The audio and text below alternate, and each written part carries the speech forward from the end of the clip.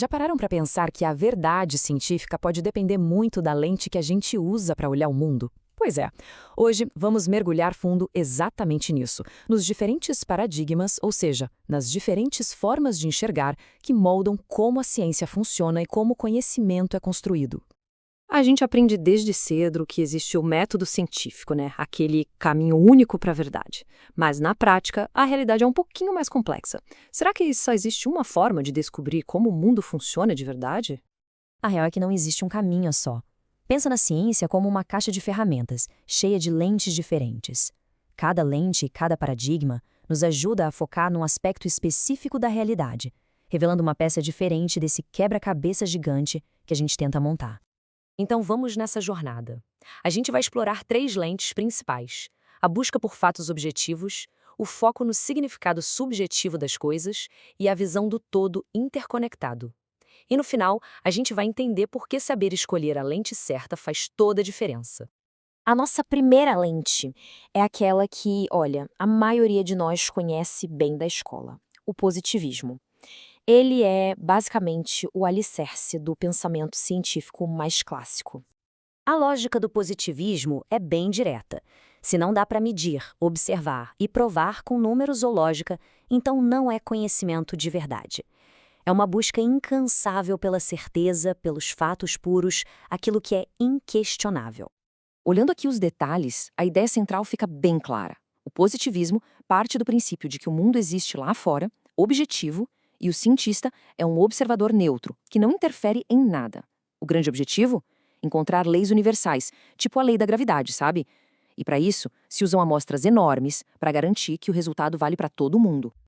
Ok, mas e as emoções? A cultura, a experiência de ser humano? O positivismo meio que não sabia o que fazer com isso.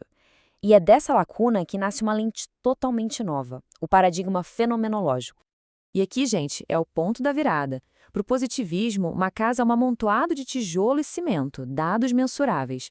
Já para a fenomenologia, uma casa é um lar, um lugar cheio de significados que nós construímos. A realidade não é só o que é, mas o que significa para a gente. O foco muda da água para o vinho. Em vez de medir o mundo de fora, a fenomenologia quer entender a experiência por dentro. A pergunta não é o que é o amor, mas sim como é a experiência de se estar apaixonado. É o estudo do ponto de vista de quem vive a situação. Essa comparação é muito reveladora. Na fenomenologia, o mundo é subjetivo. O cientista não é mais um observador neutro. Ele faz parte do que observa. E é por isso que, em vez de pesquisas gigantescas, o foco é em estudos de caso profundos, tipo entrevistas longas, para conseguir capturar o significado real de uma experiência. Então a gente tem, de um lado, os fatos objetivos, do outro, os significados subjetivos. Por muito tempo, esses dois mundos pareciam que nunca iam se encontrar. Mas aí, um terceiro paradigma, bem mais recente, surge para tentar construir uma ponte: a complexidade. A complexidade nos convida a ver o mundo como uma grande teia de relações. Pensa num ecossistema, na economia global ou até no nosso cérebro. Nesses sistemas, o todo é sempre, sempre maior que a soma das partes. As interações entre as peças criam algo novo, que não dá para explicar olhando só para os componentes isolados. A ideia central da complexidade é muito poderosa. Ela não escolhe um lado. A realidade é, ao mesmo tempo, objetiva e subjetiva. Existe o que se chama de unidualidade. O mundo lá fora e a nossa experiência dele são, na verdade, duas faces da mesma moeda. Para a gente pensar de forma complexa, as regras do jogo mudam. Por exemplo, observar a emergência. O que é isso? É procurar por coisas que surgem da interação, como a consciência, que não está num único neurônio, mas emerge da rede toda.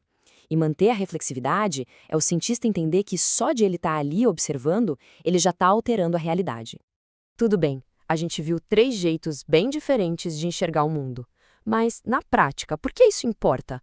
Como essa filosofia toda se traduz em ação no dia a dia? É que a lente que se escolhe dita um método, simples assim.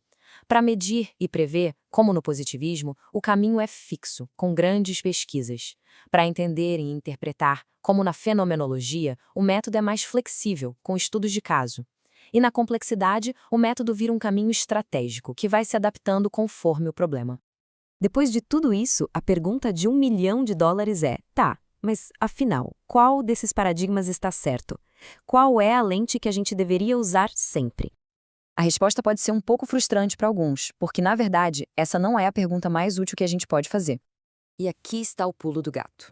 Não se trata de qual lente é a melhor em absoluto, mas qual é a mais adequada para o problema que está na nossa frente. Para testar a eficácia de um novo remédio, o positivismo é essencial. Para entender a experiência de um paciente com uma doença crônica, a fenomenologia é insubstituível. E para lidar com a crise climática, um problema complexo por natureza, a gente precisa da lente da complexidade. A verdadeira sabedoria científica, talvez, não esteja em defender uma única lente, mas em saber qual delas usar para cada desafio que o mundo nos apresenta.